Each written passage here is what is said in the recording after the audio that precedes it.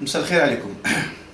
رانا الآن هنا في البرلمان الكندي في أوتاوا، ويشرفنا في الجمهورية الثانية باش نتلاقاو بوحدة جزائرية من بين جزائريين ثلاثة شرفونا وشرفوا الجزائريين وشرفوا الجالية الجزائرية والجالية المغاربية في كندا، لأنهم أصبحوا يعني من النواب داخل البرلمان الكندي في حزب معارضة، وهاد النواب الآن راهم أصبحوا يلعبوا دور كبير في الحياة السياسية المحلية، في الحياة السياسية الفيدرالية هنا في كندا.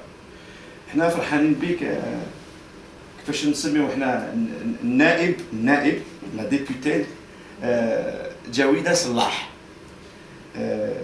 طبعا هنا الجزائريين يعرفوك في الكيبيك في مونريال، ولكن جزائريين اخرين يعرفوك في الجزائر، لانك قبل ما تجي لكندا كنت مشيتي اماكن خلاف وخدمتي في بلايص خلاف في الجزائر. كاين جزائريين ثلاثه يعرفوك ولكن ربما الناس بصفه عامه ما يعرفوش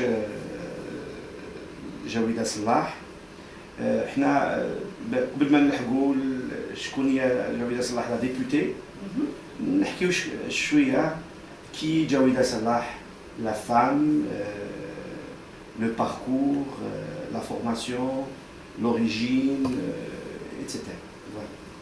Ok, en fait c'est un résumé de ma biographie jusqu'à aujourd'hui. Exactement. Ok, tout d'abord je vous remercie infiniment d'avoir pris la peine de venir me rendre visite ici dans mon bureau au niveau du Parlement canadien. Ça fait chaud au cœur de recevoir mes concitoyens qui se déplacent jusqu'au Canada pour venir me faire connaître auprès de la population algérienne que je chéris beaucoup et dont je suis originaire. Et je ne renierai jamais mes origines. Donc pour revenir à votre question, Jaouida Salah, c'est une fille qui est née à Alger, qui a fait ses études à Alger. D'ailleurs, il y a pas mal de gens qui vont me reconnaître. Donc, j'ai fait mes études de médecine générale à la Pérée, donc Chamaneur, si c'est toujours le nom.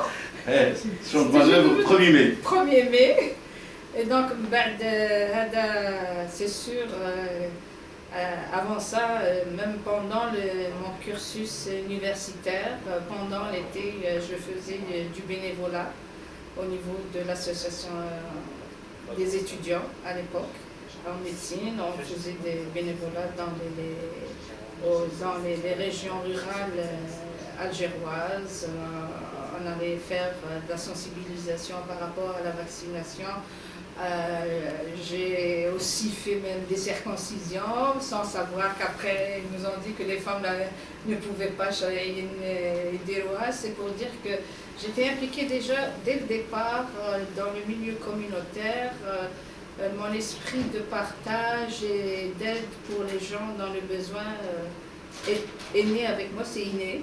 Et donc, dans ce sens-là, j'ai fini mes études et après, je devais accomplir mon service civil à l'époque. Et donc, j'ai choisi d'aller au sud algérien. Donc, c'est comme ça que je me suis retrouvée à Hassim Saoud. Je salue les gens de Hassim Saoud qui vont me reconnaître. Donc, j'ai travaillé dans une filiale de Sonatrach qui s'appelle l'ENAGEO. J'ai travaillé là-bas comme médecin de l'entreprise. Et à l'époque aussi, nous ne pouvions pas être recrutés par l'université, par l'entreprise dans laquelle on travaillait, mais on était comme des médecins du secteur public loués à l'entreprise. Et donc, par cette chance-là, j'avais le privilège de travailler avec la communauté de Hassim Saoud. Il y avait les autochtones, les nomades, les gens et les familles des gens qui travaillaient à Hassim Saoud, qui venaient de toute l'Algérie. Et donc, j'ai eu l'opportunité de côtoyer l'Algérie dans sa diversité, avec un échantillon microscopique, mais j'ai beaucoup aimé cette expérience. Et puis pendant cette période-là, il y avait la guerre du Golfe, la première guerre du Golfe qui a été déclenchée par le père de Bush. Et je faisais partie de l'Union médicale algérienne. D'ailleurs, à l'époque, le président de l'Union est le docteur Oud Abbas, qui est présentement ministre de la Santé. Je pense qu'il est... Oui, donc à l'époque, c'était lui qui était de l'Union médicale, le président de l'Union médicale algérienne. J'étais partie en mission humanitaire à Bagdad. Et ça a été très enrichissant pour moi. Je n'oublierai jamais cette expérience-là et je suis revenue grandie. Puis ça ne faisait que renforcer en moi les valeurs sociodémocrates, les valeurs de justice, les valeurs de tout humain dans sa réflexion globale. Et c'est comme ça que je suis revenue encore pour pratiquer Hassim Saoud, mais qui dit femme algérienne, la pression, et il faut que je fonde une famille.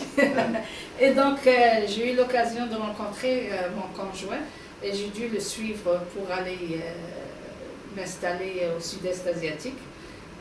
Là-bas aussi, Donc vous avez quitté l'Algérie après avoir terminé votre service civil. Oh oui, bien après. Bien après, presque 9 ans. Et après, j'ai rencontré mon mari. Je m'étais mariée, je l'ai suivi dans le pays où il travaillait. Et il travaillait où? Et il travaillait, pardon, moi je travaillais à Hassim Saoud, lui il travaillait à Kuala Lumpur. En Malaisie. En Malaisie. Et vous êtes donc parti d'Algérie pour la première fois. Donc Absolument. vous êtes parti dans un pays complètement lointain, Oui. la Malaisie, Kuala Lumpur. Kuala Lumpur. Alors, vous arrivez à Kuala Lumpur. Oui. Comment vous avez trouvé, pour nous, moi je ne le savais pas, je ne connaissais pas ça de vous. Comment vous avez trouvé la Malaisie, un pays dit musulman, à majorité musulmane, Absolument. avec d'autres confessions, etc. Oui. Complètement différents, cultures différentes, mentalités différentes. Absolument. C'est ça que j'ai trouvé un pays extraordinaire. D'abord, comme vous dites déjà, de part, moi je suis musulmane. Et donc, la Malaisie, c'est un pays musulman. Et on a les 3 ethnies qui vivent là-bas. Donc, il y a les autochtones qui sont les Malais. Il y a la communauté indienne et les Chinois. Et donc là aussi, c'était une expérience qui m'a beaucoup enrichie parce que ça m'a permis de découvrir les gens qui habitent dans cette région du monde, c'est-à-dire au sud-est asiatique. Et j'ai beaucoup aimé cette expérience-là. Je voulais aussi pratiquer ma médecine, malheureusement. Je n'ai pas pu parce qu'à l'époque, il n'y avait pas de relation entre la Malaisie et l'Algérie. Donc, ils ne pouvaient pas faire de reconnaissance. Mais par contre, j'ai eu l'opportunité de travailler dans un grand empire chinois en tant que prof de français pour une école d'hôtellerie. Ah, donc vous êtes sorti de la médecine, vous avez fait autre chose. Et il fallait bien m'en occuper. Parce que l'hôtellerie, qui dit hôtellerie, dit tourisme, c'est un pays touristique, etc. personnel et tout ça. Et c'était une bonne expérience. En plus, l'école d'hôtellerie, elle était, comment dirais-je, parrainée par la France. Donc, avant de passer à l'essentiel, parce qu'en fait, l'essentiel pour nous, c'est votre expérience canadienne, votre expérience aussi bien professionnelle que politique. Absolument. Alors, qu'est-ce que vous avez retenu de cette expérience malaise, c'est-à-dire en Malaisie? Qu'est-ce que vous avez retenu comme expérience, ce que j'ai retenu, c'est que malgré les embûches qu'on peut avoir, il ne faut pas rester dans son coin et dire, bon, moi, si quelqu'un était ma place, dire, écoute, je suis dans un pays où la première langue est l'anglais et moi, je suis francophone. Et donc, j'ai déjà l'obstacle de la langue. Puis mon mari travaillait, moi je restais. Donc moi je n'acceptais pas cette situation et je me suis dit qu'il fallait m'impliquer autrement puisque je n'avais pas la possibilité de travailler comme médecin, malgré que j'avais fait toute la traduction de nos documents. Mais les circonstances ont fait que je ne pouvais pas pratiquer là-bas, même s'il y avait une volonté. Donc ça m'a appris qu'il faut être persévérant dans ses démarches. Puis je n'ai pas regretté d'avoir enseigné le français même. En quoi, par exemple, la Malaisie, peuple, culture, etc., en quoi ce pays-là, avec sa diversité aussi, en quoi ce pays-là vous a-t-il marqué quelque part? Y a-t-il un impact sur vous? Avez-vous découvert des choses nouvelles? Oui. C'est sûr, quand on vit dans un pays, on découvre. D'abord, la Malaisie, c'est déjà connu sur le plan touristique. Sur le plan économique, j'avais observé une certaine ouverture de la Malaisie envers l'investissement des grandes puissances mondiales telles que le Japon et les États-Unis. Donc je voyais comment ces gens-là réfléchissaient pour l'ouverture, pour d'abord ouvrir le marché et apprendre de la technologie. Donc ça je trouvais que c'était très intelligent de leur part, comment ils voyaient les choses. C'est sûr qu'il y avait des normes, les gens investissaient là-bas et ça donnait des résultats merveilleux. À l'époque, il y avait les 2 tours, à l'époque les plus hautes avant de celle de 3000 américaines. Non, avant celle les dernières des pays du Golfe. D'accord. Burj Al Arab. C'était à l'époque la tour la plus élevée. On les appelait les tours jumelles. Ça, c'est juste pour vous donner un exemple de l'expérience, du progrès économique qui a. Est-ce que vous avez pu vous adapter dans cette nouvelle société malaisienne, malaise? Oui, je vous dis que c'était. Quand on est ouvert d'esprit, on cherche à connaître les gens, à découvrir.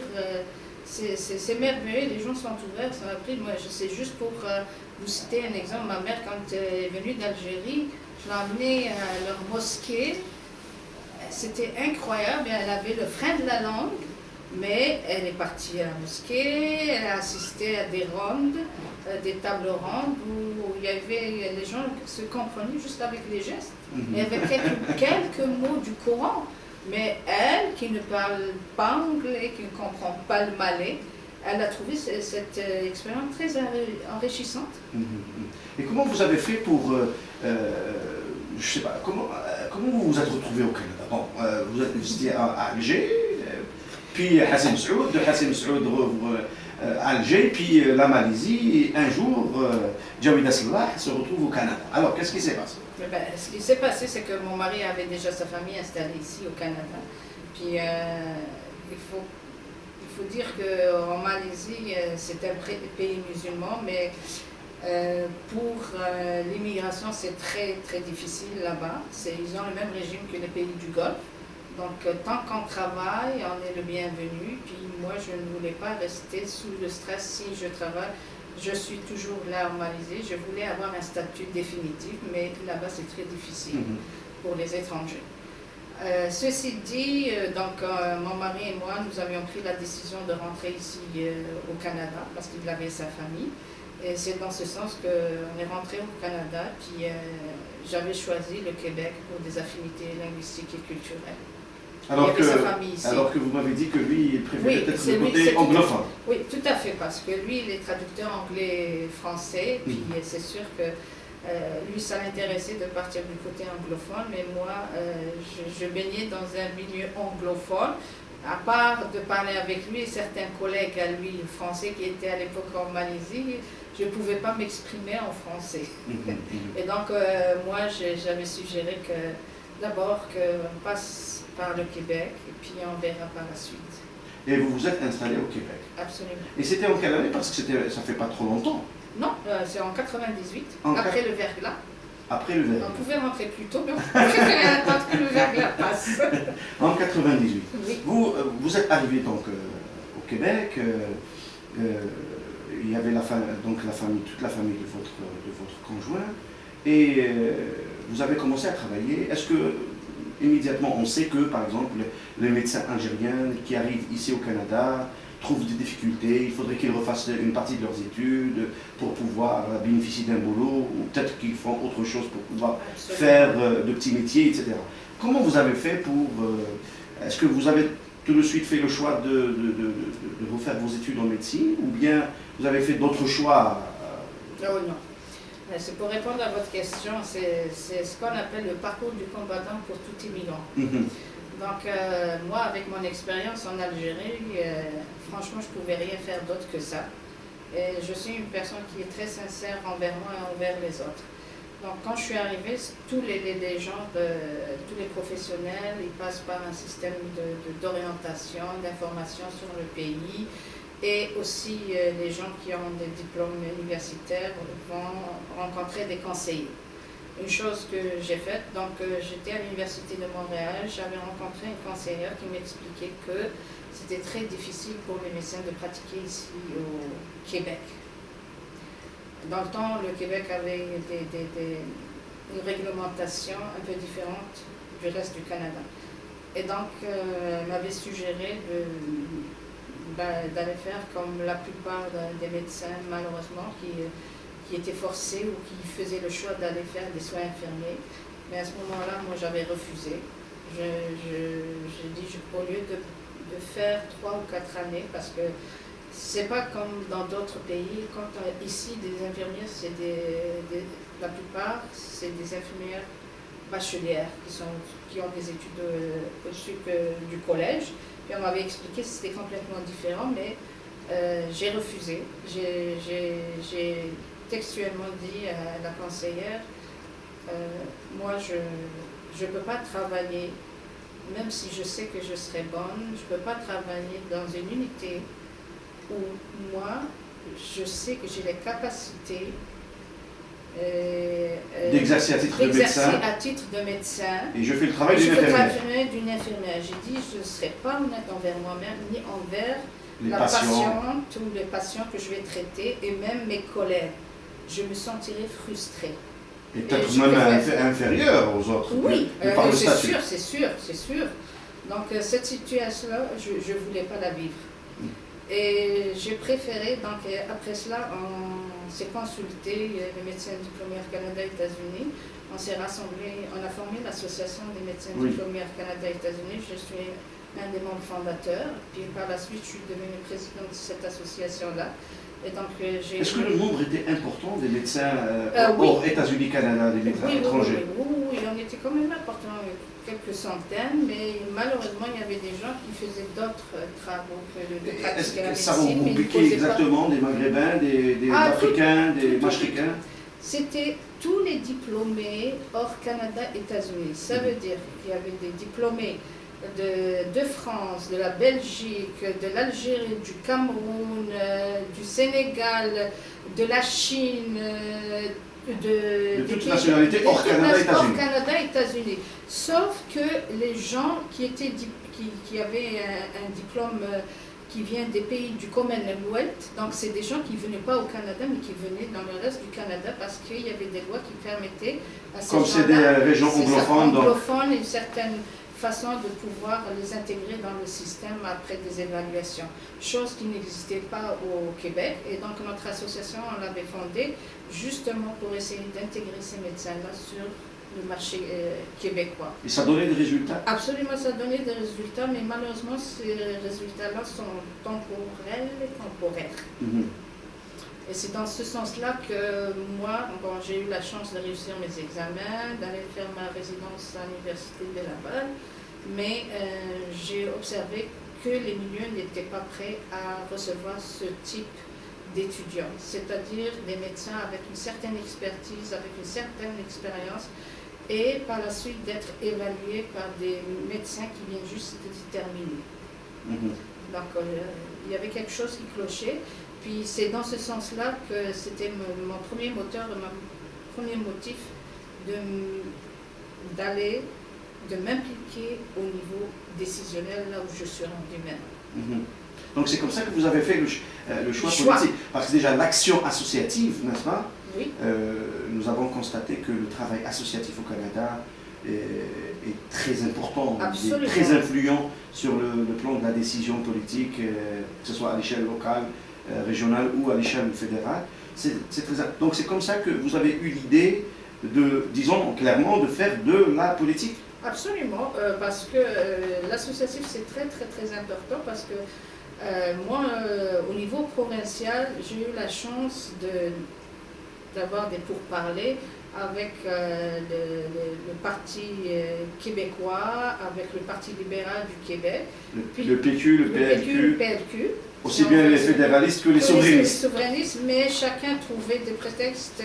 Une fois c'était la disponibilité de ressources humaines, une fois c'était la disponibilité financière. Mais après coup, j'ai compris qu'il n'y avait pas de bonne volonté politique pour insérer ces gens-là dans le marché.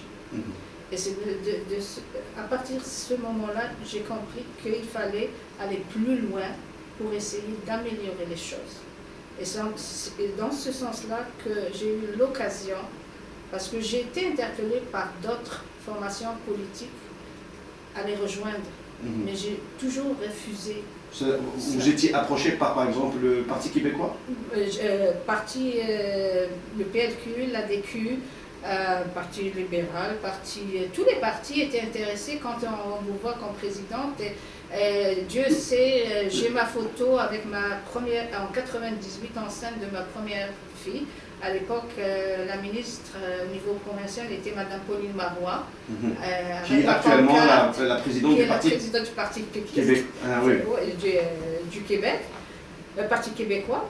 Et donc, je militais depuis très longtemps dans ce sens-là. Puis, lorsque j'ai vu qu'il n'y avait pas une bonne volonté au niveau provincial, j'ai pensé m'impliquer au niveau d'une politique fédérale pour essayer d'améliorer les choses. Et comme je disais, j'ai eu la chance de rencontrer notre défunt chef, Jack Layton, qui m'avait demandé à plusieurs reprises de... Jack Layton, donc, il est mort, d'après ce qu'on sait, d'un cancer. Il est sorti de son hôpital, de sa chimiothérapie pour faire sa campagne.